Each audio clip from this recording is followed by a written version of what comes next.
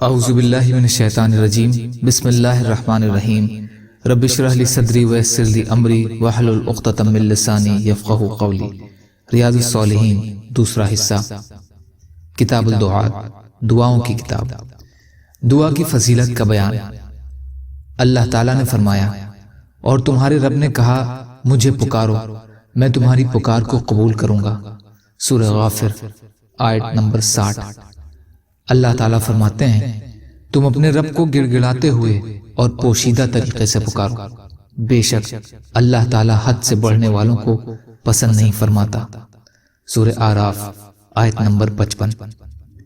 اللہ تعالیٰ فرماتے ہیں جب تجھ سے میرے بندے میری بابت پوچھیں تو بتلا دے کہ میں قریب ہوں، میں پکارنے والے کی پکار کو قبول کرتا ہوں جب بھی وہ مجھے پکارے۔ سورہ بقرہ آیت 186۔ اللہ تعالیٰ فرماتے ہیں اور کون ہے جو لاچار کی پکار کو جب وہ پکارے قبول کرتا اور برائی کو دور کرتا ہے۔ سورہ نمل آیت نمبر 62۔ فائدہ: دعا ہی عبادت کی ایک قسم بلکہ اس کی روح ہے، اس لیے دعا بھی صرف اللہ ہی سے کی جائے۔ ان آیات میں اسی بات کی تاکید کی گئی ہے کہ دعائیں قبول کرنے والا صرف ایک اللہ ہے، تم اسی سے دعائیں کرو۔ کسی اور سے دعا کرو گے تو وہ مانو اس کی عبادت ہوگی جو شرک ہے۔ اس کے علاوہ وہ بت یا بزرگ کسی کی فریاد سننے پر قادر بھی نہیں، وہ بھلا مدد کیا کریں گے۔ اس لیے عبادت کی یہ قسم دعا بھی صرف اللہ ہی کے لیے خاص ہے۔ احادیث نبی صلی اللہ علیہ وسلم۔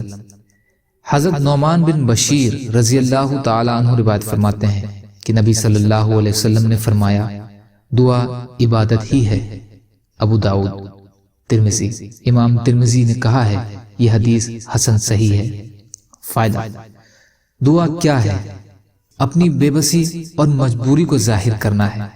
اللہ کی قدرت اور طاقت کے سامنے اپنی کم حیثیت، پستہ حالت اور کمزوری کو ظاہر کرنا ہی عبادت کی اصل روح ہے۔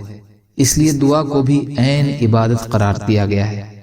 اس لیے یہ بھی صرف اللہ ہی کا حق ہے، اس کے سوا کسی اور سے دعا کرنی جائز نہیں ہے۔ ام المومنین عائشہ رضی اللہ تعالی عنہا سے روایت ہے کہ رسول کریم صلی اللہ علیہ وسلم جامع دعاؤں کو پسند فرماتے تھے اور ان کے سوا سب چھوڑ دیتے تھے۔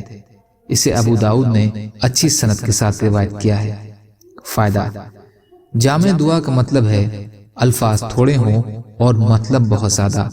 اس لیے اپنے الفاظوں میں دعا کرنے کی بجائے زیادہ پسندیدہ بات یہ ہے کہ مسنون الفاظوں میں دعائیں کی جائیں، اس لیے کہ ایک تو وہ بڑی جامع اور دوسری رسالت مآب صلی اللہ علیہ وسلم کی زبان مبارک سے نکلے ہوئے الفاظ ہیں جو تاثیر اور برکت کے حساب سے انوکھے ہیں۔ یا اللہ ہم سب کو کہنے سننے سے زیادہ عمل کی توفیق عطا فرمائیے۔ یا اللہ مظلوموں کی مدد فرمائیے۔ ہم سب کو اپنی استعداد کے بقدر اپنا حق ادا کرنے والا بنائیے۔ یا اللہ آپ قادر مطلق ہیں، ہر شے پر قادر ہیں، آپ کے لیے ہر چیز آسان ہے۔